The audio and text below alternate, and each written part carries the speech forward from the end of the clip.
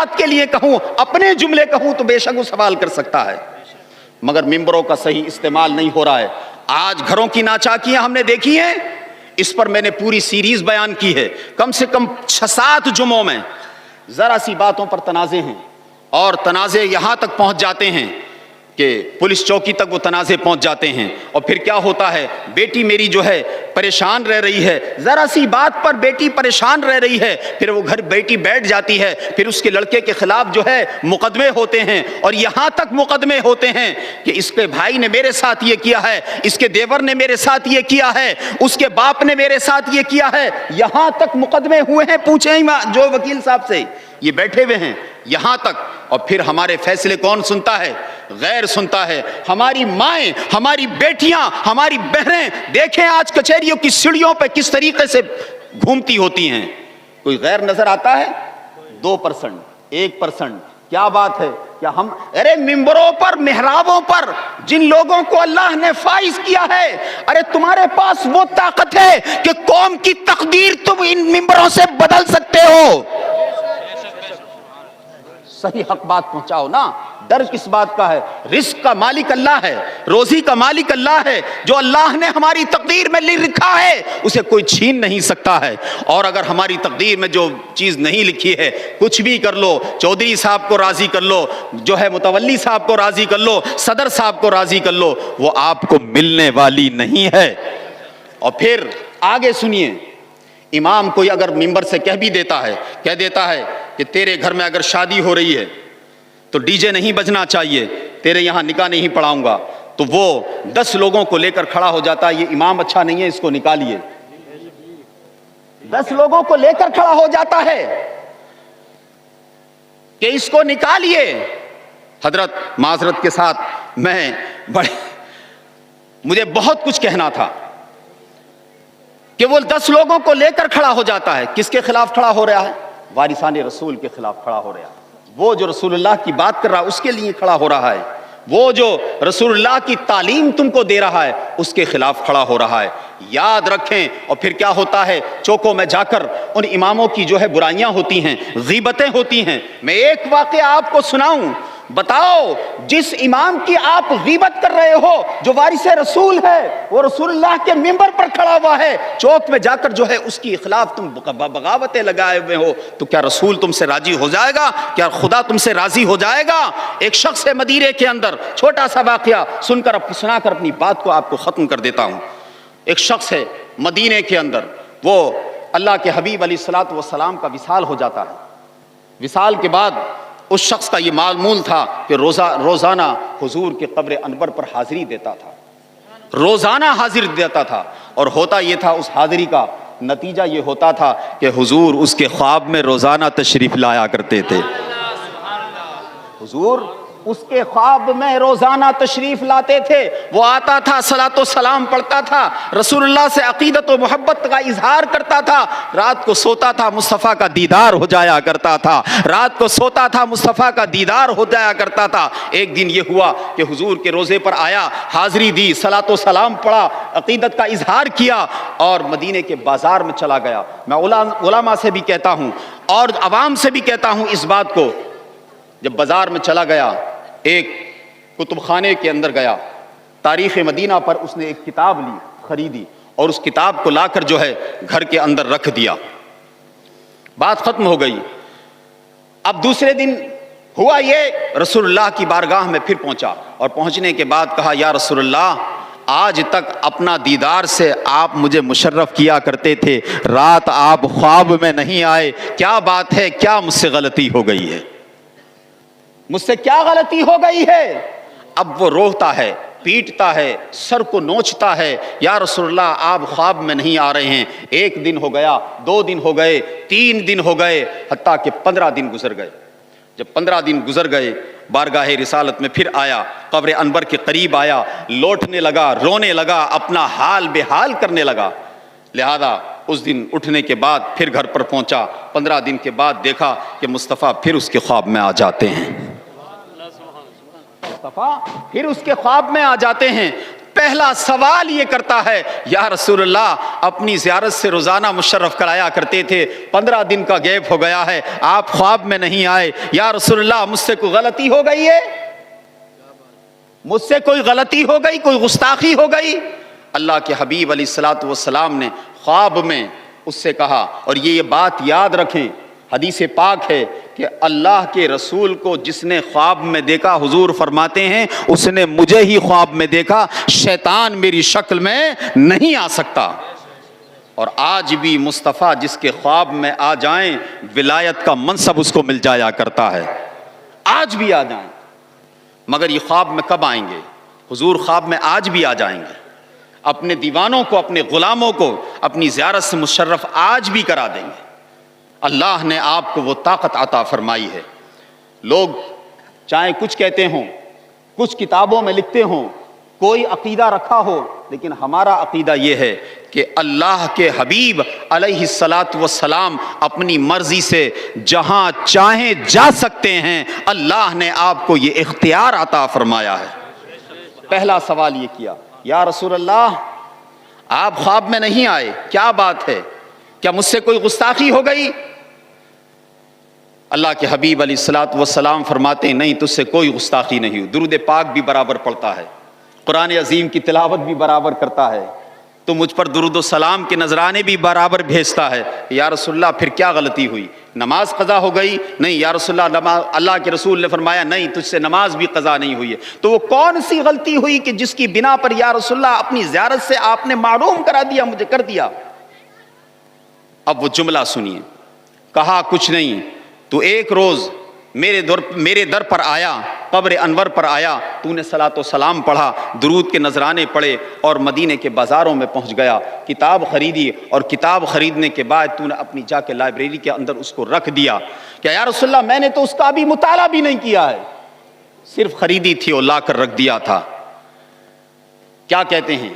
فرماتے ہیں کہ تو نے اس کا مطالعہ کیا ہو نہ کیا ہو، میں تیرے خواب میں اس لیے نہیں آیا کہ اس کتاب کے اندر میرے ابو بکر کی غیبتیں لکھی ہوئی ہیں، اس لیے میں تیرے خواب میں نہیں آیا ہوں، میں اس لیے تیرے خواب میں نہیں آیا ہوں۔ اب دیکھیے سیدنا ابو بکر صدیق رضی اللہ تعالی عنہ بھی تو وارثان رسول ہیں، وارث ہیں، امیر المومنین ہیں، اور جن لوگوں کو اللہ نے یہ منصب عطا کیا ہے کہ منبر رسول پر کھڑے ہو کر، محراب میں کھڑے ہو کر آپ کو نمازیں ادا کرا رہے ہیں، وہ امام آپ کو نمازیں ادا کرا رہا ہے، اور آپ چوک میں آ کر اس کے لیے اس کے خلاف غیبتیں کرتے ہوں، اس کی برائیاں کرتے ہوں، تو بتاؤ مصطفیٰ جان رحمت آپ کے خواب میں آ سکتے ہیں؟ کبھی نہیں آ سکتے۔ ارے مصطفیٰ جان رحمت کی بات بہت بڑی رہی، ان کے غلام بھی کبھی خوابوں میں نہیں آئیں گے۔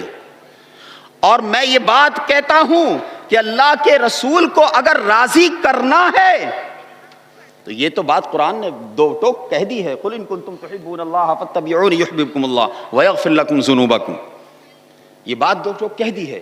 لیکن ایک بات اور یاد رکھیں، کیونکہ دین کے یہ وارث ہیں، العلماء ورثۃ الانبیاء، اللہ کے رسول نے ان علماء کو جو ہے اپنے دین کا وارث بتایا ہے۔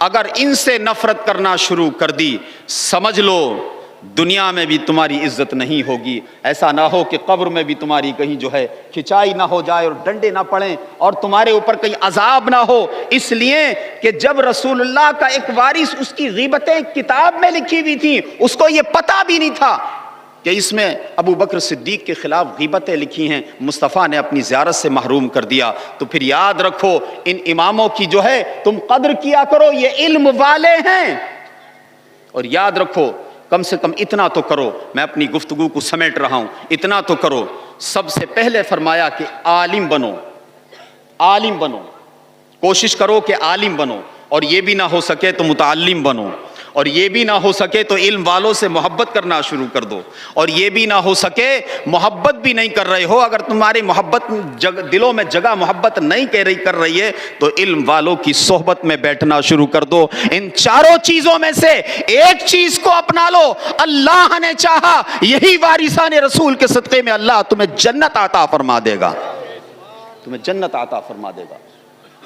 امام کھڑے ہو کر یہ کہتا ہے تیریاں ڈی جے نہیں بجنا چاہیے، میں نے ابھی عرض کیا ہیں ذرا کیا کہتے ہیں، مجھ سے ایک جگہ کا حضرت مجھ سے کیا کہا ذرا دیر کی تو بات ہے صاحب، ڈی جے بج رہا ہے 5-10 منٹ میں بات ختم کر دیں گے، ذرا دیر کی تو بات ہے، ذرا دیر کی بات ہے، گناہ کرنے میں ذرا دیر تو کوئی چوٹ آپ کو لگ جائے، آپ کے پیر میں کوئی فریکچر ہو، ذرا دیر میں تو لگتی ہے، صحیح ہونے میں کتنا وقت لگتا ہے، مہینے لگ جاتے ہیں۔ گناہ کر لیجئے، کسی سے زنا کر لیجئے، ذرا دیر کی تو لذت ہے، لیکن اس کی سزا دیکھیے، سزا سنی ہے قرآن میں، یہ ذرا دیر کی تو جو بات کہہ رہا ہے کہ صاحب ذرا دیر کی تو بات ہے، یہ تجھے جہنم کے دروازے تک لے جائے گی اور جہنم کے گڑھے میں تجھے گرا دے گی۔ یاد رکھو، حضور کی نعتیں جس محبت سے سنی ہیں، حضور کے فرمان کو بھی اسی طریقے سے سینے سے چسپا کر لو۔ حضور کی نعتیں جس طریقے سے سن رہے ہیں، حضور کے ان وارثوں کو جس طریقے سے سن رہے ہیں، اس سوشل جو میڈیا کو دیکھا آپ نے، سوشل میڈیا نے اس قوم کا بیڑا غرق کر دیا ہے۔ جن کے ہاتھوں میں قرآن ہونا چاہیے تھا، موبائل ہیں، جن کے ہاتھوں میں حدیث کی کتاب ہونا چاہیے تھا، موبائل ہے، جن کے ہاتھوں میں تسبیحاں ہونا چاہیے تھیں، موبائل ہے، فیس بک ہے، واٹس ایپ ہے، اس نے جو ہے پوری قوم کا بیڑا غرق کیا ہوا ہے۔ لہذا میں آخری بات آپ سے عرض کر رہا ہوں، اگر قوم کو سنوارنا ہے تو سب سے پہلے اپنے گھر کو سنوارنا پڑے گا۔ ان بچوں سے موبائل اپنے ہاتھوں سے لے لیجئے، نہیں تو قوم کا بیڑا غرق ہونا طے ہے، اور ہو رہا ہے بھائی۔ لہذا ان علماء سے بھی کہتا ہوں، نہ ڈرو، اس لیے نہ ڈرو کہ تم وارثان رسول ہو، تمہیں اگر 5000 کی تنخواہ مل رہی ہے تو اس پر صبر کرو۔ ارے تمہارے پاس تو ممبر و محراب ہے، رات کو تہجد میں اٹھ کر اللہ سے ذرا لو لگاؤ، باری تعالیٰ ان لوگوں نے 5000 کی تنخواہ، احکم الحاکمین تو تو ہے نا، رازق الرزاق تو تو ہے، ان ممبر پر کھڑے ہو کر، ان محرابوں میں کھڑے ہو کر مسجد میں جا کر سجدہ کرو رات کو، اور رات میں تہجد میں گڑا کر ذرا دعا مانگو، تیری تقدیر بھی اللہ پلٹ دے گا، اس لیے کہ تو غیر نہیں ہے، حضور کا تو اپنا ہے۔ تو کسی کے در پر بھیک مانگتا نہ پھر کہ میرے جو ہے شادی ہے، میرے یہاں یہ ہو گیا، میرے یہاں یہ ہو گیا۔ اللہ پر بھروسہ رکھ، انشاءاللہ اللہ دوسروں کو کھلا رہا ہے، تو وارثان رسول ہے، تجھے بھی بھوکا نہیں رکھے گا، تجھے بھی بھوکا نہیں رکھے گا۔ لہذا میری گزارش ہے، اتنے علماء کو آپ نے سنا ہے، حضرت علامہ شمس الدین صاحب، مفتی شمس الدین صاحب قبلہ میرے اساتذہ میں ہی ہیں، اور میں علماء کی بڑی قدر کرتا ہوں، لیکن سارے علماء کی قدر نہیں کرتا۔ میں ان علماء کی قدر کرتا ہوں جو مصطفیٰ کے وفادار ہیں، جو مصطفیٰ کے وفادار ہیں، اور جو مصطفیٰ کا وفادار نہیں تو وہ کس کا وفادار ہوگا بھائی؟ وہ کیسا عالم ہے؟ ان کی قدر کیا کرو جو مصطفیٰ کے وفادار ہیں، وارثان مصطفیٰ کی تم قدر کرو گے، اللہ تمہاری قدر کرے گا، اس دنیا میں بھی تمہارے مرتبے کو اونچا کرے گا۔ قرآن نے کہا والذین اوتوا العلم درجات، جن کو اللہ نے علم عطا کیا، اللہ نے ان کے درجوں کو بلند کیا ہوا ہے۔ اس سے بڑی کیا بات ہوگی کہ اللہ نے تمہیں علم سے نوازا ہے، تمہیں دولت کتنی بڑی عطا فرمائی ہے۔ قرآن تم نے چھوٹے چھوٹے بچوں نے 5-10 11 سال کے بچوں نے الحمدللہ قرآن کو اپنے سینوں میں محفوظ کر دیا ہے، قرآن کو اپنے سینوں میں انہوں نے لے لیا ہے۔ بتائیے اس سے بڑی دولت کوئی ہو سکتی ہے؟ کوئی دولت نہیں ہو سکتی۔ دنیا و ماورا جو بھی دنیا میں ہے وہ ایک طرف رکھو، قرآن کی بات اور ہے، قرآن کی بات تو بہت بڑی ہے۔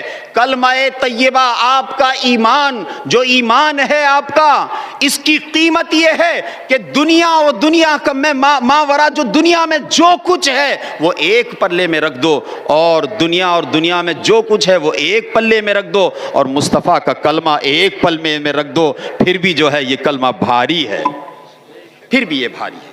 اللہ رب العالمین سے دعا ہے پروردگار عالم جل وعلا اس ادارے کو ہمیشہ قائم رکھے، جس طریقے سے اس میں دین کا کام ہو رہا ہے، اللہ تبارک و تعالیٰ ان کی عمروں میں برکتیں عطا فرمائے۔